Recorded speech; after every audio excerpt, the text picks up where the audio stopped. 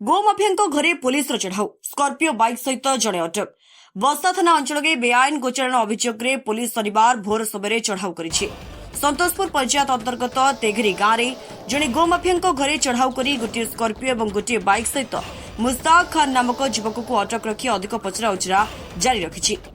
ବାଲେଶ୍ୱର ପୁଲିସକୁ ଗୁଇନ୍ଦା ସୂଚନା ମିଳିଥିଲା ଯେ ତେଘରି ଗ୍ରାମର ମୁସ୍ତାକ ଖାନ୍ ଘରେ ଗୋଚାଲାଣ କରି ବେଆଇନ ସମ୍ପତ୍ତି ରଖିଥିବା ନେଇ ଖବର ଥିଲା।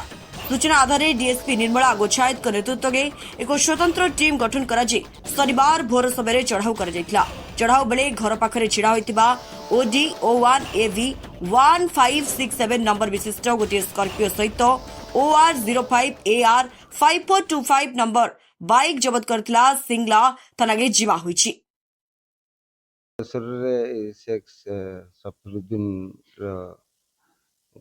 घरे आम रेड करूँ से आमर मु additional SP SDPO Jaleshwar IIC Jaleshwar आमर आउ जन इन्स्पेक्टर 2 जन सब इन्स्पेक्टर 15 जन स्टाफ एमती थिलु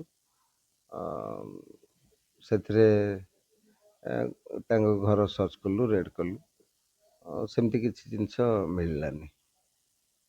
माफिया जो इलीगल ये गोटे इकोनॉमिकली ऑफेंस ये आम गोटे इन्वेस्टिगेशन करुँ अनेक केस भी रही वारंट रही से आधार रे एटा चढ़ाऊ कर। बालेश्वर जिला प्रतिनिधि ज्योतिरंजन पटायत को रिपोर्ट स्वतंत्र ओडिशा लाइव।